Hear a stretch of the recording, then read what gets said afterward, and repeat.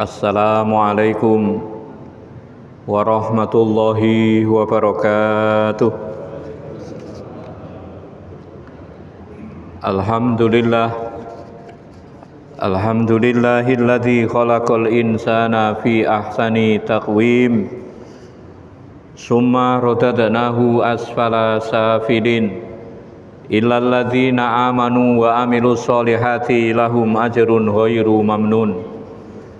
Ashhadu an la ilaha illallah wahdahu la syarikalah wa ashhadu anna Muhammadan abduhu wa rasuluhu alladzi la nabiyya ba'dah.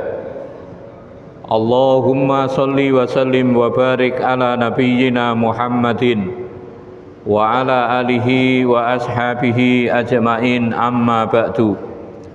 Ayyuhal hadirun, usikum wa iyaya bitaqwallah faqad fazal muttaqun. Qala Allahu ta'ala fil Qur'anil Karim, a'udzu billahi minas syaitonir rajim. Ya ayyuhalladzina amanu taqullaha haqqa tuqatih wa la tamutunna illa wa antum muslimun. Ya ayyuhan nasu taqu rabbakum alladzi khalaqakum min nafsin wahidah wa khalaqa minha zawjaha wa bassa minhuma rijalan katsiran wa nisaa'a wattaqullaha alladzi tasaaluna bihi wal arham innallaha kana 'alaikum raqiba. Wa qala aidan ya ayyuhalladzina amanu la tubtilu shadaqatikum bil manni wal adha. Wa qala Rasulullah sallallahu alaihi wasallam salasatun la yukallimuhumullahu yaumal qiyamati wa la yanzuru ilaihim wa la yuzakkihim wa lahum adzabun alim, al musbilu wal mannanu wal munfiku wal munafiqu sil'atahu bil halifil kadhibi. Rawahul Bukhari. Al-hadis au kamakol. Ma'asyiral muslimin, ibu-ibu, bapak-bapak, hadirin wal hadirat, jamaah rutin Masjid Al-Ikhlas yang berbahagia. Alhamdulillah, sampai detik ini Allah masih memberikan nikmat kepada kita. Nikmat yang berupa kesehatan, nikmat yang berupa kesempatan, lebih-lebih nikmat yang berupa iman, sehingga kita bisa hadir, kita bisa bertemu, kita bisa berkumpul di masjid ini dalam rangka untuk melakukan sholat maghrib berjamaah, dalam rangka untuk tholabul ilmi, dalam rangka untuk melakukan sholat isya berjamaah. Harapan kita mudah-mudahan seluruh amaliyah kita diterima oleh Allah subhanahu wa ta'ala. Amin, amin, Allahumma amin. Yang kedua, sholawat dan salam mudah-mudahan tetap diberikan kepada junjungan kita Rasulullah Muhammad sallallahu alaihi wasallam. Mudah-mudahan Allah senantiasa membimbing kita, Allah senantiasa memberikan pertolongan kepada kita, sehingga kita bisa meneladani sunnah-sunnah beliau sampai akhir hayat kita. Dengan perbuatan kita itu harapan kita, mudah-mudahan besok di hari kiamat kita digolongkan dalam kelompok orang-orang yang mendapatkan syafaatnya. Amin, amin, Allahumma amin. Ibu-ibu, bapak-bapak yang berbahagia, monggo kita mulai dengan bacaan basmalah bersama-sama. Bismillahirrahmanirrahim. Pada malam ini kita melanjutkan bahasan kita pada Jumat yang kemarin. Kalau kita mengacu, kita kembali kepada Quran surah Muhammad ayat nomor 33. Allah mengatakan, ya ayyuhalladzina amanu atiullaha wa atiur rasula wa la tubtilu a'malakum. Wahai orang-orang yang beriman, taatlah kepada Allah, taatlah kepada Rasul, wala tubtilu a'malakum, dan janganlah kamu itu membatalkan pahala amal-amal kalian. Kemarin sudah saya sampaikan yang bisa menyebabkan amal baik kita hilang atau yang bisa menyebabkan pahala kita itu hilang. Yang pertama adalah ketika kita itu melakukan perbuatan syirik, Pak nggih. Kita lanjutkan yang nomor 2, Pak nggih. Amal yang menyebabkan atau perbuatan yang menyebabkan pahala kita hilang, yang nomor 2 itu adalah kekafiran, Pak. Coba jenengan cek Pak Eko nggih, dalam Al-Qur'an suratnya surat nomor 25 ya, surah Al-Furqan, ayatnya ayat nomor 23. Allah Subhanahu wa taala telah berfirman kepada kita, A'udzu billahi minasyaitonir rajim. Bismillahirrahmanirrahim. Wa qadimna ila ma amilu min amalin wa ja'alnahu haba'am mansura. Monggo. Dan kami akan perlihatkan segala amal yang mereka kerjakan, lalu kami jadikan amal itu bagaikan debu yang berterbangan. Wa qadimna ila ma amilu, dan kami datangkan dan kami perlihatkan ila ma amilu, apa saja yang mereka kerjakan ketika di dunia. Jadi semua, Pak, semua amal ibadah, semua perbuatan yang dilakukan oleh manusia, entah itu orang beriman atau orang yang kafir, itu kan diperlihatkan, Pak. Cuma bedanya begini. Jadi setelah Allah itu memperlihatkan semua amal baik yang dilakukan oleh orang kafir itu, Allah mengatakan faja'alnahu haba'am mansura. Kemudian amal mereka itu dijadikan debu yang berterbangan. Alias apa? Mereka melakukan kebaikan itu tidak mendapatkan apa-apa. Dalam riwayat yang lain, Pak nggih, mungkin jenengan pernah mendengar istilah masuk surga tanpa hisab, Pak nggih. Ada istilah masuk surga tanpa hisab. Insya Allah dalam Al-Quran itu juga ada, Pak, istilah masuk neraka tanpa hisab. Jadi orang itu masuk nerakanya tanpa dihisab. Kan ada orang yang masuk neraka itu kan karena apa? Karena amal jeleknya lebih berat daripada amal baiknya. Orang masuk surga karena amal baiknya lebih banyak daripada amal jeleknya. Tapi ada, Pak, orang itu yang besok oleh Allah amalnya itu tidak ditimbang, Pak. Jadi amal mereka oleh Allah tidak diperiksa, langsung dimasukkan ke dalam neraka. Coba jangan lihat, Pak nggih. Dalam Al-Qur'an surah Al-Kahfi, Pak nggih, surah Al-Kahfi. Al-Kahfi surat nomor 18. Ayatnya ayat nomor 105, Pak. Ulaikal ladzina kafaru bi ayati rabbihim wa liqaihi fahabitat a'maluhum fala nuqimu lahum yaumal qiyamati wasna. Moga Pak Eko. Mereka itu adalah orang yang mengingkari ayat-ayat Tuhan mereka dan tidak percaya terhadap pertemuan dengannya. Maka sia-sia amal mereka. Dan kami tidak memberikan penimbangan terhadap amal mereka pada hari kiamat.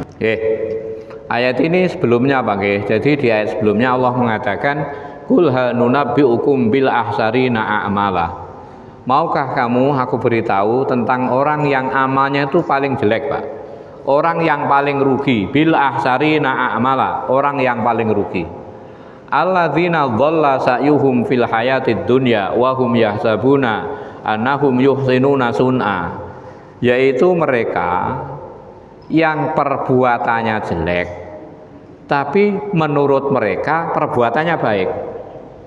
Orang yang paling rugi itu adalah orang yang perbuatannya itu jelek tapi menurut yang melakukan, ya, menurut orang itu amalnya itu baik. Ini orang yang paling rugi, Pak. Kalau orang melakukan kejelekan, orang melakukan perbuatan jelek dan dia merasa bahwa perbuatannya jelek, kan ada kemungkinan orang itu bertobat. Kalau orang melakukan kejelekan, dia merasa yang dilakukan itu baik, kan ciloko toh Pak nih. Yang dilakukan jelek, tapi dia merasa yang dilakukan baik. Siapa itu? Allah mengatakan alladzina ulaikal ladzina kafaru bi ayati rabbihim, yaitu orang-orang yang memang mereka itu ingkar kepada ayat-ayat Tuhannya. Ini dalam surah 27 Pak nggih, itu lebih jelas lagi Pak. Jadi memang orang yang tidak beriman kepada hari kiamat, orang yang tidak percaya kepada hari akhir, itu memang oleh Allah dibuat, ya. Jadi oleh Allah dibuat, walaupun mereka itu melakukan perbuatan jelek, dia tidak merasa Pak. Dia tidak merasa bahwa perbuatannya jelek.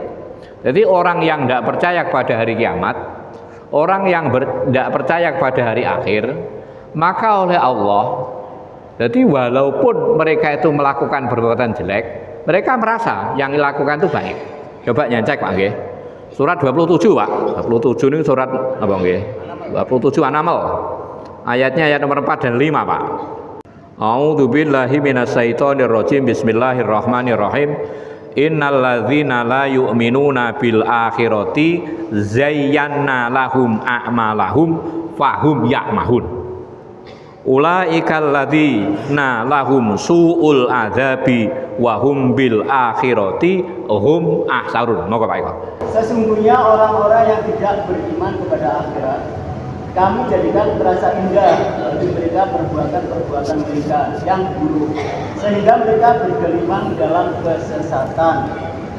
Mereka itulah orang-orang yang akan mendapat siksaan buruk di dunia, dan mereka di akhirat adalah orang-orang yang paling buruk. Innal ladzina la yu'minuna bil akhirah, orang yang tidak beriman kepada akhirat, hari akhir. Zayyana lahum a'malahum, kami hiasi buat mereka amal-amal mereka. Makanya walaupun mereka itu melakukan salah menurut kita, menurut mereka tidak bersalah loh Pak. Makanya orang yang melakukan kemungkaran itu, jadi mereka menganggap yang dia lakukan itu tidak salah. Kenapa? Karena Allah menghiasi. Jadi orang yang tidak beriman kepada hari akhirat itu, orang yang tidak percaya kepada hari kiamat, oleh Allah memang amal mereka itu dihiasi. Walaupun yang dia lakukan itu salah, menurut mereka itu baik. Wahum ya'mahun, karena mereka itu tidak merasa perbuatannya itu salah. Mereka terus Pak, jadi terus melakukan kejelekan-kejelekannya itu. Ulaikal ladzina lahum su'ul adab, itulah orang-orang yang akan mendapatkan azab yang paling jelek. Wahum bil akhiratihum wahum fil akhirati humul ahsarun, dan mereka itu besok di hari kiamat merupakan orang-orang yang paling rugi. Bapak-bapak yang berbahagia, orang yang paling rugi kata Allah adalah orang yang melakukan perbuatan jelek, tetapi mereka merasa perbuatannya itu baik. Siapa orang yang seperti itu? Ulaikal ladzina kafaru bi ayati rabbihim, yaitu orang-orang yang tidak percaya dengan ayat-ayat Allah, baik itu ayat yang tercipta maupun ayat yang tertulis. Ayat yang tercipta maksudnya alam semesta, ayat yang tertulis maksudnya Al-Quran. Mereka itu tidak percaya kepada ayat-ayat Allah wa liqa'ih, dan mereka juga tidak percaya adanya hari kiamat. Kalau orang sudah seperti itu Bang nggih, wahabitot a'maluhum, maka amal mereka, maksudnya amal baik mereka gugur Pak. Makanya orang yang kafir itu walaupun mereka melakukan kebaikan sebesar apapun Pak, itu di hadapan Allah itu gugur, mboten enten catatane. Kan iman toh Pak. dia melakukan kebaikan, dia melakukan amal baik, taruhlah mungkin mereka itu nyumbang masjid Pak, tapi dia tidak beriman, tidak dihitung oleh Allah Subhanahu wa Ta'ala. Bahkan Allah mengatakan fala nuqimu lahum yaumal qiyamati wasna. Maka kami, kata Allah, tidak akan menimbang amal-amal mereka. Jadi orang yang kafir itu besok pada hari kiamat amal baiknya tidak dihitung, tidak dinilai oleh Allah Subhanahu wa Ta'ala. Kalau amal jelek, amal baiknya tidak dinilai lah Pak, teng pundi malih Pak. Makanya ini saya membuat istilah orang yang masuk neraka tanpa hisab. Bapak-bapak yang berbahagia, dalam berbagai kitab tafsir Pak nggih. Jadi ketika menerangkan ayat ini Pak nggih, di sana misalnya Ibnu Katsir ketika menjelaskan ayat ini, beliau menyisipkan sebuah riwayat yang bersumber dari sahabat Abu Hurairah. Ani Nabi sallallahu alaihi wasallam, bahwasanya Rasulullah Muhammad sallallahu alaihi wasallam itu telah bersabda, la ya'ti ar-rajulu al-azim as-samin yaumal qiyamah. Sungguh akan datang besok pada hari kiamat ar-rajulu al-azim as-samin, seorang laki-laki yang besar, as-samin, laki-laki yang gemuk. Ada orang yang badannya besar, orang itu gemuk. Mungkin orang itu besar tapi kurus, kan wonten Pak nggih. Atau mungkin orang itu gemuk tapi kurus, gemuk tapi kecil. Jadi besok pada hari kiamat akan datang Pak orang yang sangat besar, orang itu gemuk. La yuzanu indallahi junahum ba'udah. Tetapi ketika ditimbang Pak nggih, logikanya karena orangnya besar, orangnya gemuk kan berat Pak. Tapi ketika orang itu ditimbang Pak, itu cuma seberat sayapnya nyamuk Pak. Jadi orangnya gemuk, orangnya besar, tapi ketika ditimbang cuma seberat sayapnya nyamuk. Jadi ada Pak nggih, ada orang-orang yang ketika di dunia mereka itu melakukan banyak kebaikan, tapi kebaikannya itu tidak dinilai oleh Allah Subhanahu wa Ta'ala. Kenapa? Karena mereka ingkar kepada Allah, karena ingkar kepada ayat-ayat Allah, karena mereka ingkar kepada hari kiamat. Dalam riwayat yang lain, dalam hadis yang disampaikan oleh sahabat Sa'id Al-Khudri, Rasulullah Muhammad sallallahu alaihi wasallam pernah bersabda, ya'ti unasun bi'amalin yaumal qiyamah hiya i'dahum fil idham kajibalit tahamah.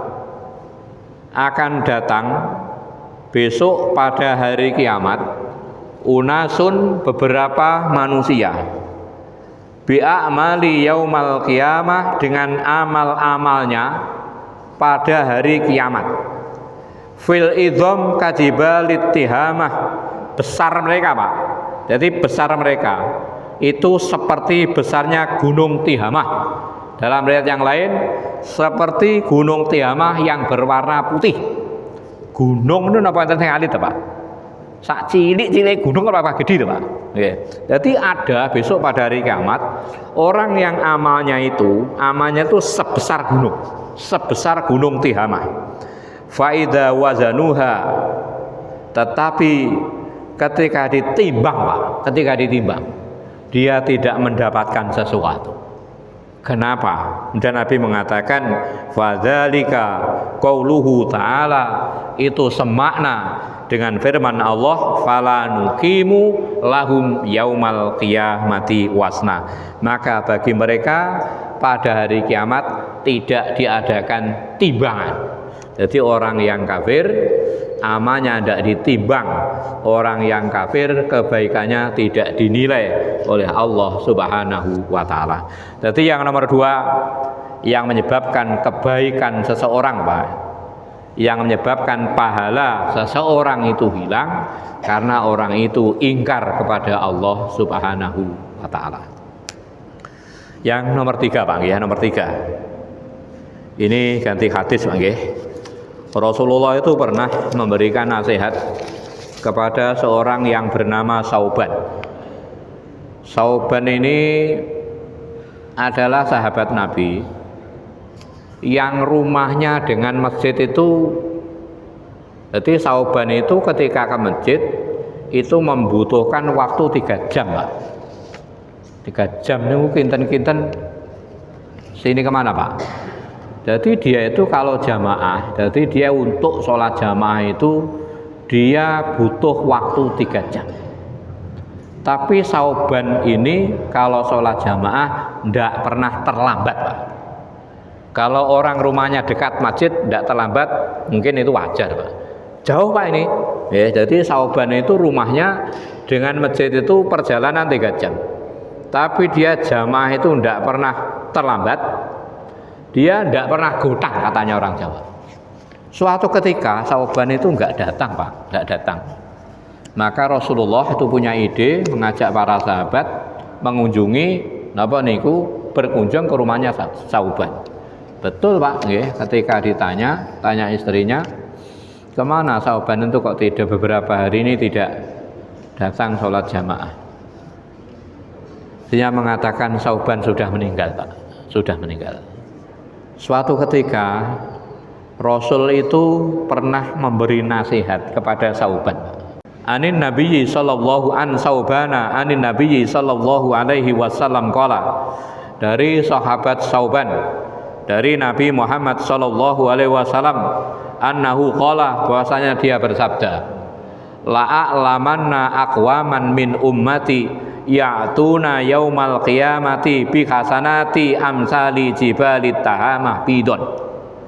Sauban, kamu akan aku beritahu, besok pada hari kiamat dari kalangan umatku itu ada orang yang datang membawa kebaikan mereka itu seberat gunung Tahamah yang berwarna putih.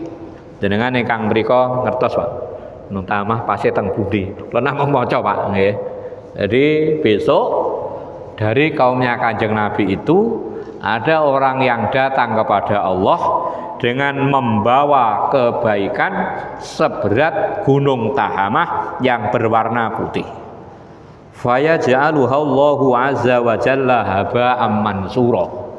Tapi amal yang seberat gunung itu oleh Allah dijadikan debu yang berterbangan Pak. Jadikan debu yang berterbangan. Kemudian qala Sauban mengatakan, ya Rasulullah sibhum lana.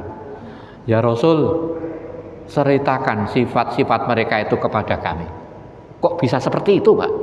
Amalnya sebesar gunung Tihamah, tapi oleh Allah dijadikan apa? Debu yang berterbangan. Zallihim lana, ceritakan tentang mereka itu kepada kami. Allah takuna minhum, supaya kami tidak termasuk mereka. Wa nahnu la na'lam, kami tidak tahu ya Rasul, orang yang seperti itu sifat-sifatnya bagaimana. Tolong ceritakan kepada kami, karena kami tidak tahu, supaya kami tidak termasuk dalam golongan mereka. Qala, kemudian Nabi bersabda, amma innahum ikhwanukum, ketahuilah wahai Sauban, mereka itu adalah teman-temanmu. Artinya mungkin kalau kita ke masjid, dia juga ke masjid Pak ya, dia itu teman-temanmu. Wa min jildatikum, dia itu kulitnya sama dengan kamu. Artinya ya kalau kita mungkin ya sama-sama kulit sawo matangnya ya. Kalau orang Arab ya sama-sama kulit putihnya. Wa ya'khuduna minal laili kama ta'khuduna, mereka juga melakukan sholat malam seperti yang kamu lakukan. Kirang beda swidil Pak. Dia juga ke masjid, dia sebangsa dengan kita, dia juga melakukan sholat malam. Entek Pak ganjarannya Pak. Nggih. Kemudian Nabi mengatakan begini, walakinnahum aqwamun idza khalau bimaharimillahi intahakuha. Mereka lah orang-orang, suatu kaum, apabila mereka sendiri, Pak, apabila mereka sendiri, mereka berada di tempat yang sepi, mereka itu melakukan kemaksiatan. Jadi ketika rame banyak orang, mungkin lainnya tahajud, lainnya jamaah, lainnya ngaji.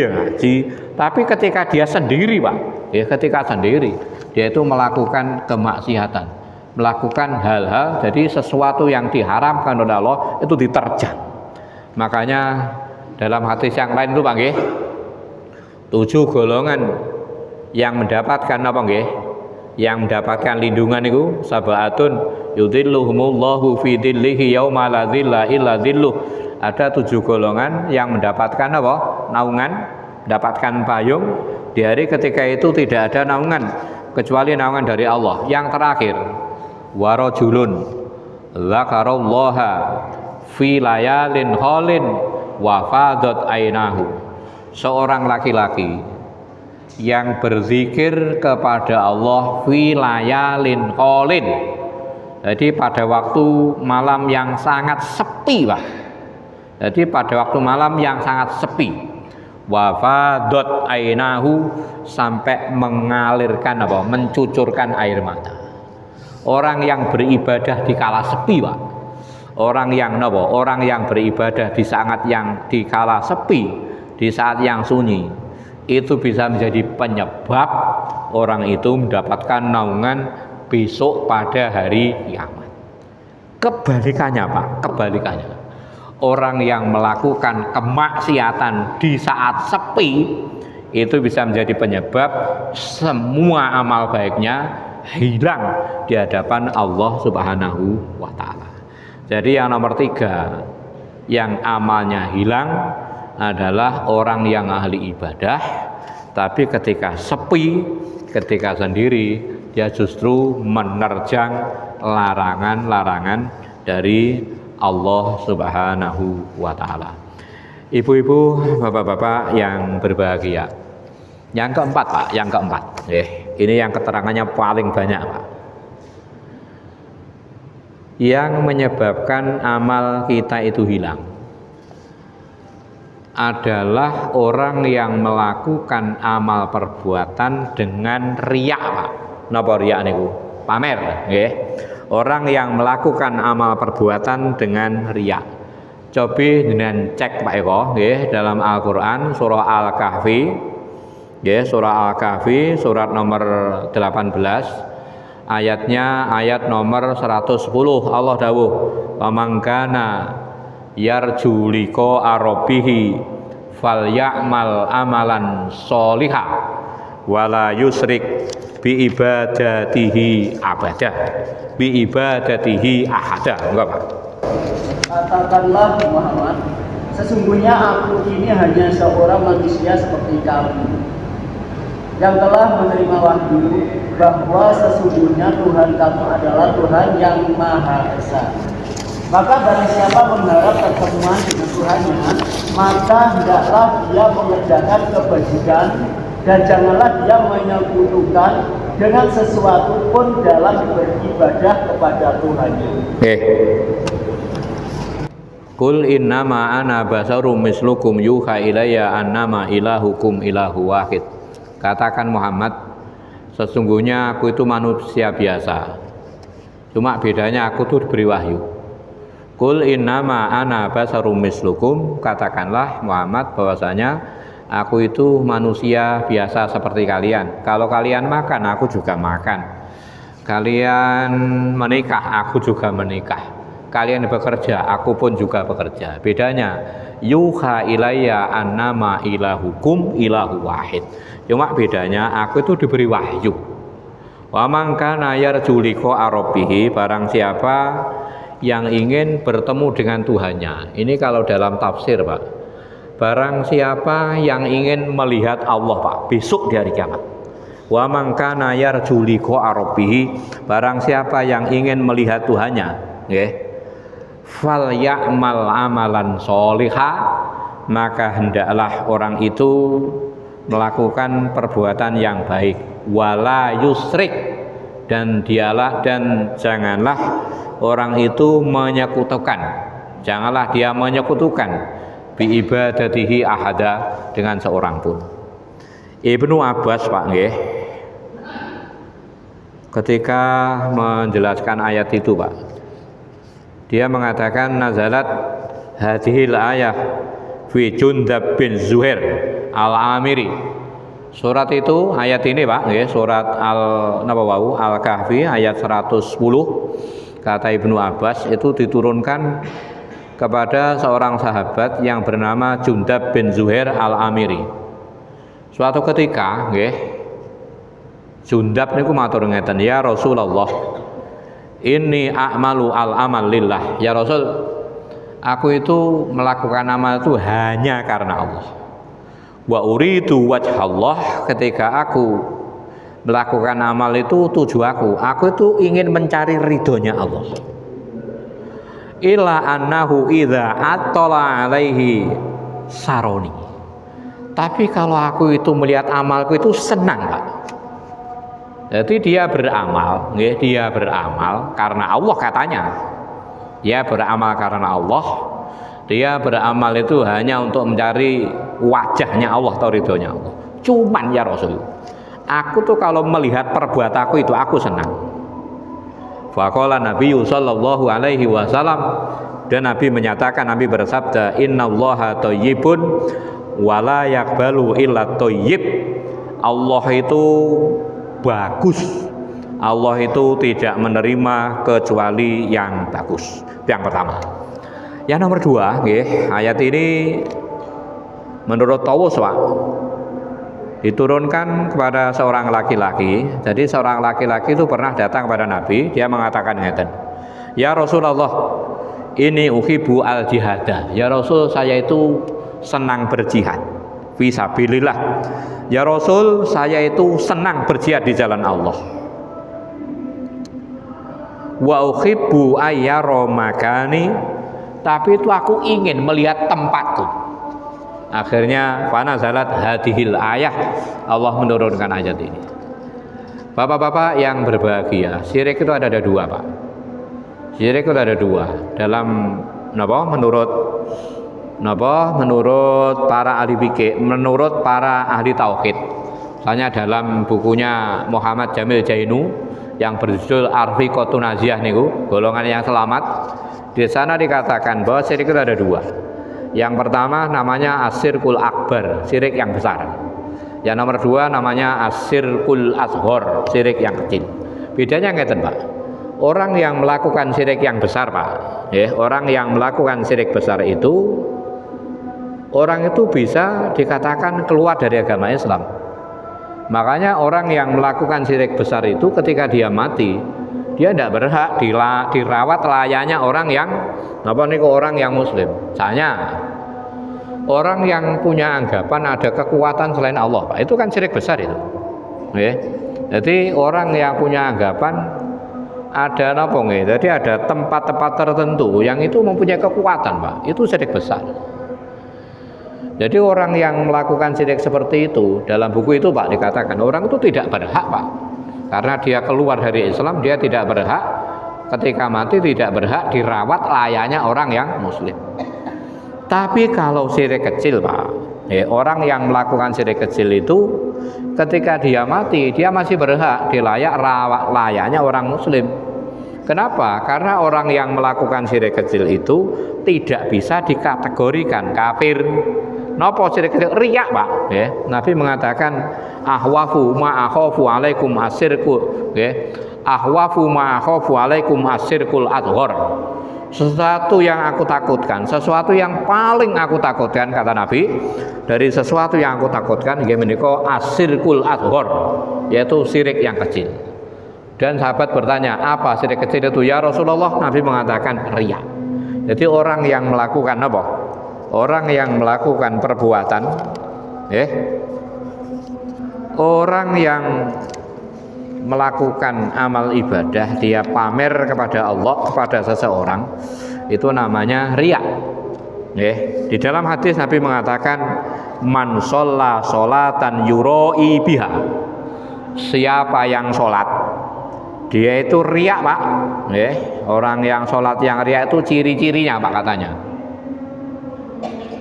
kalau dilihat orang sholatnya panjang, kalau dia sholat sendirian sholatnya cepat, itu ciri-ciri orang riya. Jadi kalau kalau dilihat orang lain sholatnya dipanjang-panjang nih Pak, dibagus-baguskan, dipanjang-panjangkan. Tapi ketika dia sholat sendiri super cepat, itu tondo-tondo riya Pak. Nabi mengatakan barang siapa melakukan sholat pamer kepada manusia, faqad asyraq, orang itu telah melakukan perbuatan syirik. Maksudnya syirik kecil. Waman soma siaman yuroi, barang siapa yang berpuasa karena manusia Pak, Nabi mengatakan faqad asyraq, orang itu telah melakukan perbuatan syirik.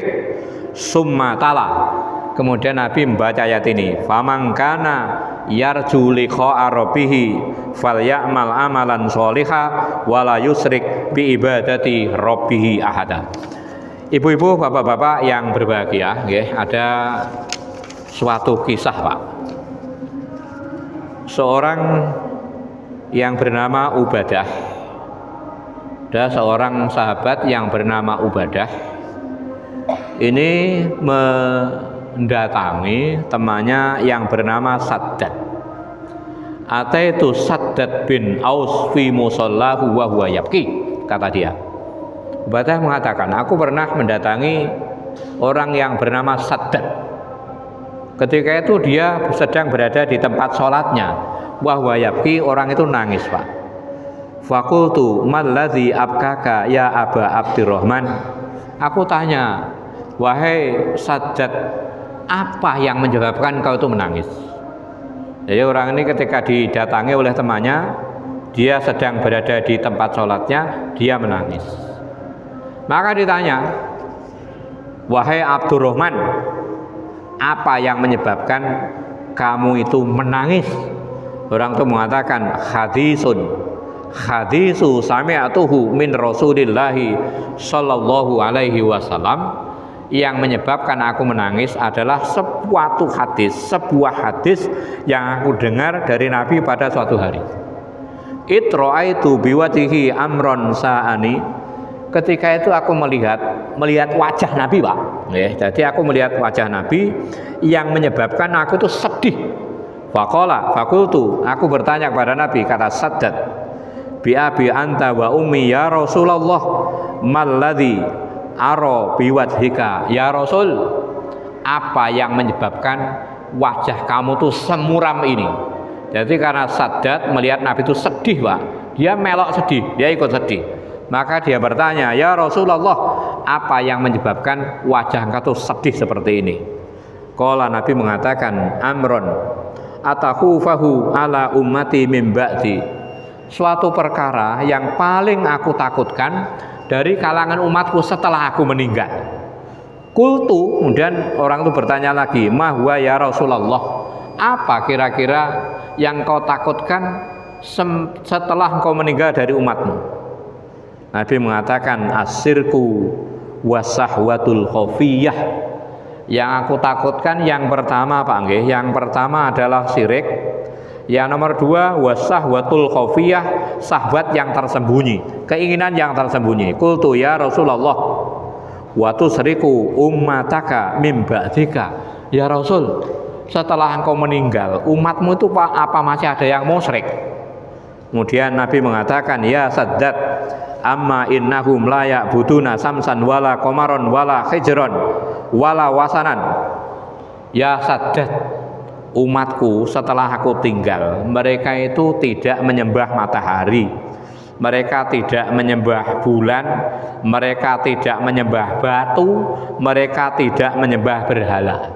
Walakinnahum yura'una bi'amalihim, tetapi umatku itu ketika melakukan amal ibadah mereka pamer Pak, mereka riya kepada manusia. Waria asirku, kemudian kultu, aku bertanya, waria sirkun ya Rasul, riya itu apa termasuk syirik? Nabi mengatakan, na'am, iya. Jadi riya itu termasuk syirik yang kecil. Ibu-ibu, bapak-bapak yang berbahagia, dalam ini sebetulnya banyak Pak masalah riya itu. Insya Allah di dalam hadis maupun di dalam Al-Quran itu sangat banyak Pak. Misalnya di ayat yang saya baca tadi, surat Al-Baqarah ayat 264, Allah dawuh, ya ayyuhalladzina amanu la tubtilu shadaqatikum bil manni wal adha. Wahai orang-orang yang beriman, janganlah engkau membatalkan pahala sedekahmu bil manni wal adha, seperti orang yang menyebut-nyebut dan menyakiti hati si menerima. Kalladzi yunfiqu malahu ria'an nas, seperti orang yang berinfak karena pamer kepada manusia. Famasuluhu kamasali safwanin alaihi turabun. Jadi orang yang riya itu bangke, amanya orang yang riya itu ibarat debu di atas batu yang licin, kemudian diterpa hujan yang sangat deras. Jadi ada debu di atas batu yang licin, kemudian ditimpa hujan yang sangat deras. Allah mengatakan la yaqdiruna ala say'im mimma kasabu, mereka tidak punya kuasa Pak atas mereka yang mereka tidak punya kuasa atas apa yang mereka usahakan. Artinya yang mereka lakukan itu tidak diganjar, tidak diberi pahala oleh Allah Subhanahu wa taala. Ibarat debu di atas batu yang licin, kemudian ditimpa hujan yang sangat deras, kan habis Pak. Jadi orang yang habis Pak amanya. Bapak-bapak yang berbahagia, terakhir Pak masalah riya niki. Di dalam hadis yang bersumber dari sahabat Sa'id Al-Khudri, Nabi pernah mengatakan, idza jama'allahu al-awwalina wal akhirin. Besok pada hari kiamat, ketika Allah sudah mengumpulkan orang yang paling pertama, Nabi Adam, sampai orang yang paling terakhir. Sinten Pak yang paling terakhir? Itu Jadi orang yang pertama sampai orang yang paling terakhir dikumpulkan pada hari kiamat. Nabi mengatakan, nada munadin, ketika itu akan ada suara yang memanggil Pak. Mangkana asroka fi amalin amilahu lillahi ahadan. Barang siapa yang beramal itu tidak karena aku. Jadi orang beramal karena manusia, beramal karena manusia. Allah mengatakan, fal yatlub sawabahu min indi ghairillah. Silahkan cari orang itu supaya memberi pahala. Fa innallaha aghna asuraka anisirki, karena Allah itu lebih kaya Pak dari sekutu-sekutu mereka, dari perbuatan yang mereka sekutukan. Ibu-ibu, bapak-bapak yang berbahagia, jadi yang nomor satu syirik, maksudnya syirik besar. Yang nomor dua kafir. Yang nomor empat orang yang melakukan kemaksiatan di saat sepi. Yang nomor satu syirik besar. Yang nomor dua kafir. Yang nomor tiga orang yang melakukan kemaksiatan di saat yang sepi.